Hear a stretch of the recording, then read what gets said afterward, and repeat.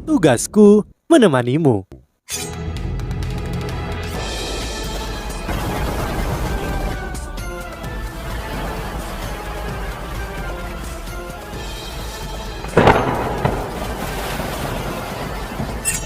Hai sahabat Pasuk, kembali lagi bersama alur cerita versi novel Solen 2 Sekte Tang yang tak tertandingi. Jangan lupa like, subscribe, dan nyalakan tanda lonceng. Mari kita lanjutkan.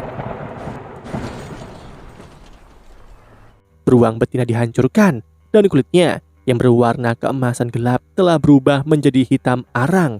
Embusan asap tebal mengepul dari bulunya ketika dia jatuh ke tanah kesakitan. Kilat berderak di sekitarnya.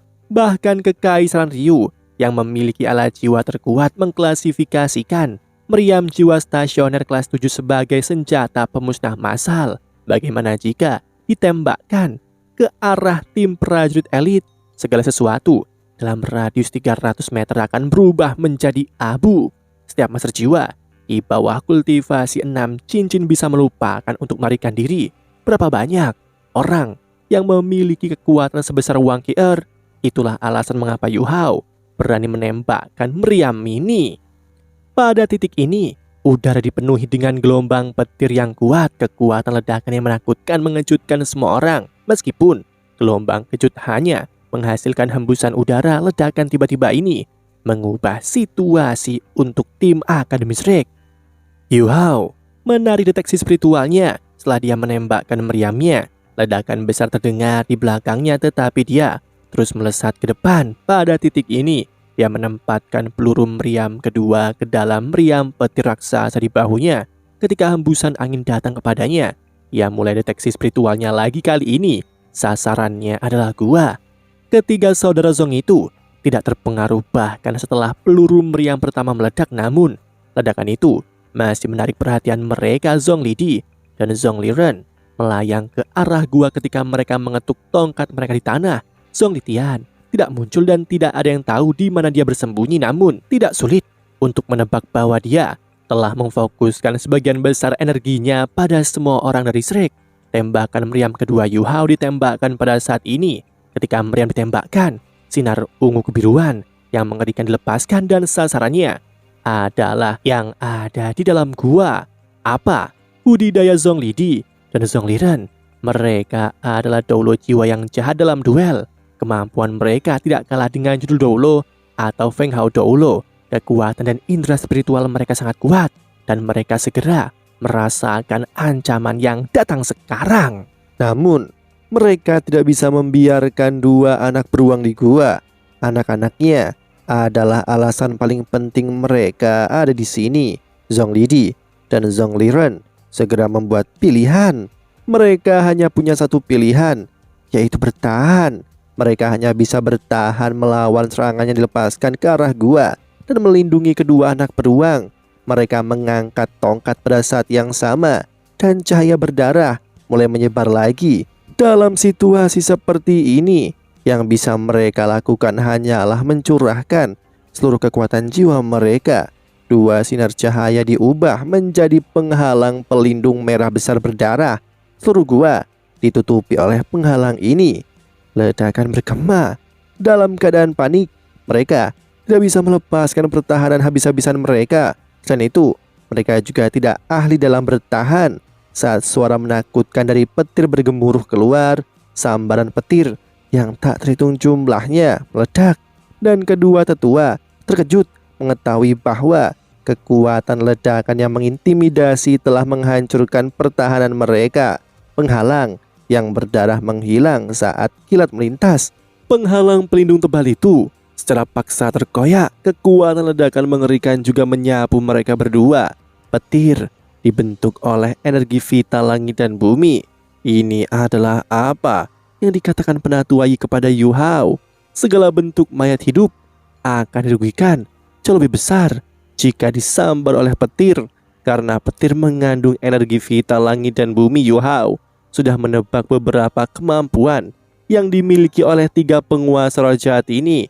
Itu pasti sesuatu yang berhubungan dengan memanggil roh-roh binatang buas. Mereka bahkan mampu memanggil roh beruang cakar teror emas gelap yang berumur 10.000 tahun. Jika ini bukan kemampuan utama mereka. Mereka mungkin bukan Doulo jiwa, tapi seorang Feng Hao Doulo. Siapapun yang hidup terancam pasti akan menggunakan harta apapun yang dimiliki tanpa ragu-ragu selama bisa mempertahankan hidup mereka. Kedua saudara itu juga bukan pengecualian. Ketika mereka menyadari ada sesuatu yang salah, mereka segera melepaskan semua yang mereka mampu. Sejumlah besar roh berdarah keluar dari tongkat dan melindungi tubuh mereka, menantang kekuatan petir. Pada saat yang sama, mereka juga mengungkapkan wujud roh pelindung mereka. Dalam kondisi ini, tubuh Zhonglidi dan Zhongliren mulai berubah bentuk sisi keabu-abuan menjadi lebih halus, dan bahkan mata mereka menjadi merah darah. Mereka berbalik dan meringkuk menjadi dua ular besar keabu-abuan. Penelitian Shrek terhadap jiwa bela diri sangat maju. Yu-Hao bisa segera mengenali apa itu jiwa bela diri mereka. Ular dunia bawah, jiwa bela diri Mas Roh Jahat klasik, itu sudah ada sejak lama dan merupakan jiwa bela diri yang sangat kuat di antara para penguasa roh jahat. Selain itu, Yu-Hao samar-samar bisa mengingat penatuamu menekankan betapa istimewanya ular dunia bawah, namun dia tidak punya waktu untuk memikirkannya pada saat ini. Roh-roh binatang itu segera dihancurkan di hadapan kilat, namun roh-roh binatang ini muncul lebih bebas dan lega ketika mereka terbunuh. Bahkan kemarahan mereka dihilangkan karena mereka terbunuh. Mereka seperti roh pembalas yang pernah dibersihkan oleh Yu-Hao sebelumnya. Yu-Hao melepaskan imitasinya dengan peningkatan mata takdirnya sekarang. Zhonglidi dan Zhongliren sangat kesakitan karena mereka disambar oleh petir kilat meriam. Meskipun hidup mereka tidak dalam bahaya, butuh banyak usaha untuk mengumpulkan semua roh binatang buas mereka. Kematian roh-roh itu berarti bahwa kemampuan mereka sangat lemah. Akibatnya mereka berdua harus menggunakan semua kekuatan jiwa mereka untuk melawan, sehingga lebih sedikit roh budak mereka akan binasa. Tentu saja mereka tidak dapat mengamati apa yang terjadi di sekitar mereka ketika mereka melawan serangan kilat. Yu-Hao memanfaatkan kesempatan ini untuk meningkatkan kecepatannya secara signifikan. Ketika tubuhnya meledak ke depan, dia melompat ke udara dan memasuki gua, meninggalkan gelombang lembut di belakang. Saat dia memasuki gua, bau darah tebal segera memenuhi lubang hidungnya. Dia mencoba menahan nafas dan melepaskan cakar teror emas gelapnya. Dia menusukkan cakarnya ke dinding gua saat tubuhnya tetap di udara. Menggunakan deteksi spiritualnya, dia sudah menemukan tata letak gua. Gua ditutupi oleh noda darah yang ditinggalkan oleh beruang betina saat melahirkan anak-anaknya. Di sudut, dua anak beruang cakar teror emas gelap itu meringkuk dengan mata tertutup. Yu-Hao tidak menunda lebih jauh, dia sudah melepaskan roh permaisuri saljunya. Putri salju menunjuk kedua anak beruang itu, dan dua sinar biru tua ditembakkan. Anak-anak itu diselimuti oleh berkas cahaya ini dan tertutup di dalam dua balok es. Yu-Hao melayang, tangannya ditutupi cahaya biru. Dia menyentuh tubuh kedua anak beruang yang beku, dan mereka langsung menghilang ke cincin safir cahaya bintangnya. Alat jiwa tipe spasial tidak bisa mengandung makhluk hidup. Tidak ada udara di dalamnya, jadi mereka akan mati lemas. Tapi Yu-Hao saat ini tidak punya pilihan lain. Dia membekukan kedua anak beruang itu sementara waktu. Dengan kekuatan beruang cakar teror emas gelap, mereka tidak akan mati dengan cepat.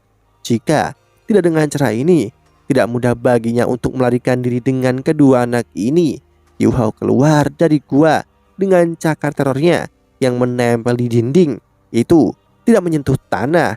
Dia juga menempelkan tubuhnya ke dinding seperti gurita, dan imitasinya diaktifkan kembali. Dia tampaknya telah menghilang dan benar-benar tak terlacak di gua yang gelap.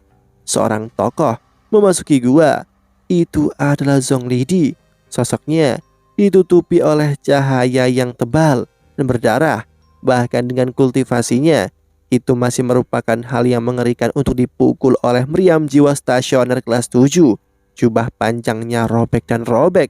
Ekspresi Zhonglidi sangat mengerikan, dan dia bahkan tampak hampir menangis ketika dia melepaskan cahaya yang terang dan berdarah untuk menerangi seluruh gua. Wajahnya berubah menjadi lebih suram.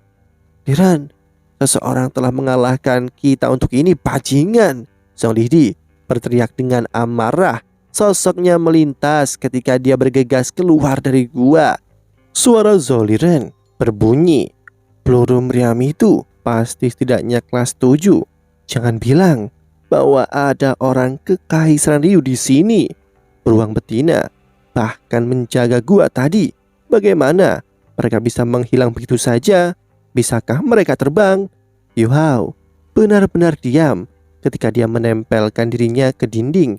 Dia bahkan menahan nafas. Dia akan menjadi orang mati jika dia bergerak di depan dua mas roh jahat ini. Kecuali itu benar-benar aman, dia tidak akan bergerak dengan ceroboh saat dia mempertahankan imitasinya yang berkelanjutan.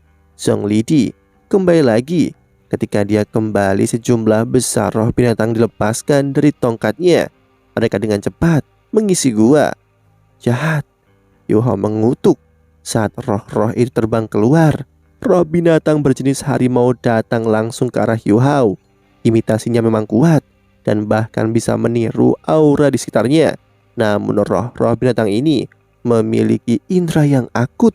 Yu Hao secara halus dapat merasakan bahwa ia telah menemukan sesuatu ke arahnya. Apa yang harus Yu Hao lakukan?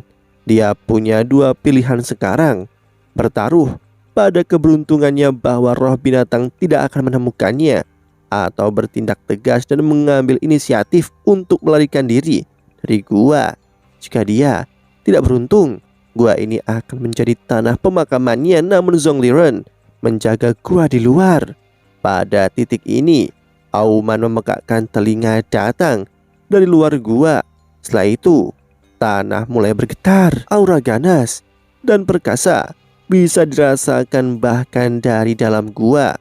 Ya, beruang cakar teror emas gelap betina telah menyerah untuk menemukan pasangannya. Dan kembali, ekspresi Zhong Lidi berubah bahkan dengan tingkat kultivasinya mereka. Mereka tidak bisa meremehkan beruang cakar teror emas gelap 10.000 tahun ini. Ketika mereka bertiga mengepung beruang cakar teror emas gelap jantan sebelumnya, mereka membutuhkan 3 hari untuk membunuhnya. Meskipun beruang betina ini dalam keadaan lemah sekarang, dia mungkin sangat meledak jika diprovokasi. Zhong Lidi memindai gua sekali lagi, lalu segera bergegas keluar. Khawatir pada Zhong Liren, roh binatang berjenis harimau yang mendekati Yu Hao ditarik kembali ke tongkat. Yu Hao cerdas. Ketika dia mendengar beruang betina meraung, dia melepaskan rencananya untuk melarikan diri. Dia menuai hasil dari kesabarannya. Zhong Lidi akhirnya pergi, namun dia juga tidak bisa melarikan diri. Pertarungan di luar sudah dimulai. Bentrok kekuatan jiwa menyebabkan tanah bergetar dan memekakkan telinga. Gelombang kejut intens menghantam gua dan menyebabkan gemat terdengar di dalamnya. Meskipun Yu Hao tidak bisa melihat dengan matanya, dia masih memiliki deteksi spiritual. Ketika dia mengaktifkan deteksi spiritualnya, dia merasakan apa yang terjadi di luar dan mencoba mencari peluang untuk melarikan diri. Beruang betina memang kembali. Tubuh bagian bawahnya berlumuran darah sementara bagian atasnya hangus. Terbukti dia sangat kesakitan setelah dipukul oleh peluru meriam sebelumnya. Namun mengapa dia meninggalkan pasangannya dan kembali? Ketiga saudara itu tidak berniat membiarkannya pergi. Bukan saja dia kuat, tetapi rohnya juga cukup berharga. Di sisi lain, roh beruang jantan berhasil mengatasi hampir seluruh tim dari Shrek. Ini termasuk Chai Mi-er yang merupakan seorang judul Doulo.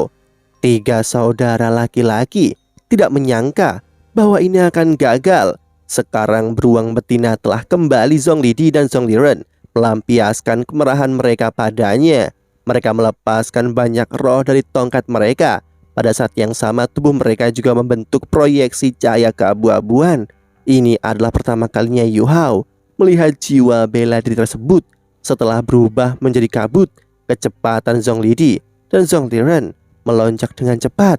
Ketika sosok mereka melintas, Mereka berpisah menghindari cakar beruang betina. Roh-roh juga mulai mengerumuni beruang itu pada titik ini. Seberkas cahaya keemasan bersinar dari punggung beruang betina. Cahaya terang dipenuhi dengan kekuatan seorang raja, dan aura yang menakutkan dilepaskan. Rasanya sangat nyata dan memancarkan pola keemasan saat menyebar. Setelah dipengaruhi oleh aura ini, mata beruang bersinar terang dengan cahaya keemasan dan auranya sendiri melonjak. Roh-roh yang mengerumuninya mulai bubar ketika mereka mengeluarkan teriakan menyedihkan. Meskipun tidak sepenuhnya dihancurkan, kekuatan mereka sangat melemah. Apa ini? Teriak Zhong Liren. Otot-otot wajahnya sangat terdistorsi karena amarahnya. Tidak diragukan lagi, kekuatan ini tidak datang dari beruang betina. Sosok emas berdiri di atas pundak beruang itu. Ketika Yu Hao menggunakan deteksi spiritualnya untuk merasakan kehadiran orang ini, dia sangat terkejut sehingga dia hampir menggumamkan suara. Orang itu adalah Wang Qi'er yang memegang tombak naga emas. Wajah Wang Qi'er dingin saat dia mengangkat tombak naga emas tinggi-tinggi di atas kepalanya. Ia melepaskan aura emas yang kuat dari tubuhnya. Cahaya keemasan memancar dari tubuhnya. Aura pemotongan itu seperti ujung pisau yang tajam karena memaksa massa besar binatang buas kembali. Apa yang sedang terjadi? Yu Hao heran dan kagum dan ragu pada saat yang sama. Tidak pernah dalam mimpi terliarnya ia berharap Wang Qi'er bisa bersekutu dengan beruang cakar teror emas gelap. Sepertinya sebelumnya dia tidak bermaksud untuk memblokir beruang ketika dia menyerbu ke arahnya dan malah mencoba mengarahkannya. Kemampuan macam apa ini? Ini terlalu menakutkan. Apakah ini berarti bahwa seseorang yang memiliki jiwa bela dari naga emas memiliki kemampuan untuk memerintah beruang cakar teror emas gelap? Tepat ketika Yu Hao masih merasa terguncang, beruang betina menginjak kakinya yang besar saat dia menyerbu ketiga bersaudara. Tubuhnya meletus dengan cahaya keemasan gelap pekat. Cahaya memanjang dan cakar-cakarnya saling bersilang di udara ketika bayangan pedang yang tak terhitung jumlahnya melintas dan mencapai setiap sudut dalam radius 100 meter di sekitarnya. Jiwa binatang itu sangat tahan terhadap serangan fisik, tetapi serangan beruang itu terlalu kejam dan jiwa binatang itu melemah dimanapun bilahnya melintas. Ketiga saudara itu segera merasakan sakit hati yang menyiksa. Mereka sudah kehilangan banyak jiwa binatang ketika mereka datang untuk berburu dan membunuh beruang jantan. Pemukulan terus-menerus ini menyebabkan mereka sangat menderita, karena setiap binatang jiwa atau jiwa binatang pada akhirnya adalah bagian dari kekuatan dan kemampuan bertarung mereka. Dua awan kelabu bergerak dalam sekejap, dan jiwa-jiwa binatang buas mundur bersama. Zhong Lidi dan Zhong Liren memelotot ke arah Wang Qi'er yang masih duduk di bahu beruang betina. Beruang itu tidak bisa menembus pengepungan mereka dengan mudah jika bukan karena dia. Beruang itu tidak peduli dengan semua ini saat dia berjalan menuju sarangnya. Tidak ada yang lebih penting baginya daripada anak-anaknya. Tiba-tiba seberkas cahaya merah keemasan tiba di tempat kejadian dalam sekejap, dan singa emas merah tua mencegatnya. Singa yang perkasa ini tampak seperti dipahat dari kristal merah dan berkedip dengan warna-warna cemerlang. Bahkan aura menakutkan beruang cakar teror emas gelap melemah saat itu muncul.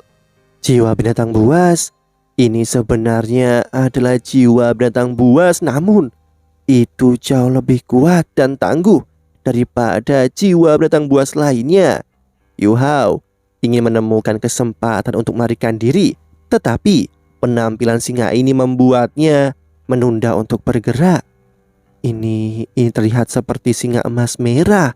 Status singa emas merah di antara binatang buas sedikit lebih rendah daripada beruang cakar teror emas gelap, namun itu bisa dianggap sebagai subspesies dari jiwa-jiwa emas dan merupakan bentuk mutasi dari Raja Singa Emas. Kekuatan singa emas merah sebanding dengan beruang cakar teror emas gelap. Jika kedua belah pihak memiliki tingkat budidaya yang sama, setidaknya itu memiliki kekuatan yang cukup untuk bertarung melawan beruang. Dan ia memiliki setidaknya 30.000 tahun budidaya. Singa emas merah meraung. Beruang cakar teror emas gelap berhenti sejenak. Tetapi apapun yang mencegahnya melindungi anak-anaknya dianggap musuh pada saat ini. Dia menyerang dengan ganas dengan cakar kanannya. Dan itu adalah cakar teror emas gelap yang berisi setiap ons kekuatannya. Cakar raksasa itu sepertinya akan merobek langit saat turun dari langit dan menampar dengan keras. Tabrakan bergema. Cakar beruang memantul kembali setelah tabrakan yang tajam. Dan getaran kuat hampir mengguncangkan Yu Hao dari dinding gua. Cahaya singa meredup sesaat, tetapi dengan cepat kembali ke normal. Dan meraung sekali lagi dengan ganas. Singa ini benar-benar dapat menerima pukulan darinya. Itu sesuai dengan namanya sebagai entitas yang sebanding dengan cakar teror emas gelap. Yu Hao telah mengamati jiwa binatang ini. Dia menyadari bahwa itu bisa menggunakan serangan kekuatan jiwa, bukan hanya kekuatan spiritual. Ini menunjukkan betapa tangguhnya itu sebagai sisa jiwa. Zhongli Tian menunggangi singa emas merah. Ekspresi Zhongli Tian mengerikan. Dia tidak pernah berpikir bahwa rencananya bisa hancur seperti ini di tangan seorang wanita muda. "Kamu siapa?" Zhongli Tian berseru saat dia mengangkat tongkat di tangannya. Singa menyerbu ke depan dengan ganas dan dia terlibat dalam pertempuran dengan beruang ketika ia melayang ke udara dan menatap Wang Qi'er di kejauhan. Wang Qi'er berkata dengan dingin, "Seseorang yang menginginkan hidupmu." 6 cincin jiwanya berkilau cemerlang saat dia berbicara. Zhongli Tian menjentikkan kepalanya ke arah Zhongli Di dan Zhongli Ren. "Apakah kita berhasil?" Wajah Zhongli Di hitam ketika dia menjawab, "Semua pergi. Tidak ada yang tersisa. Sepertinya kelompok ini tidak mudah untuk dihadapi. Apa yang harus dilakukan?" Mata Zhongli Tian menyipit saat aura liar keluar dari tubuhnya. Dan dia berkata dengan dingin, "Lepaskan roh-roh binatang asal kita. Setiap orang dari mereka harus mati. Kita tidak perlu khawatir mendapatkan apa yang kita inginkan selama mereka mati." Demikianlah kisah untuk kali ini. Sahabat Pasuk, jangan sedih, jangan bimbang, apalagi galau. Karena aku kan selalu menemanimu.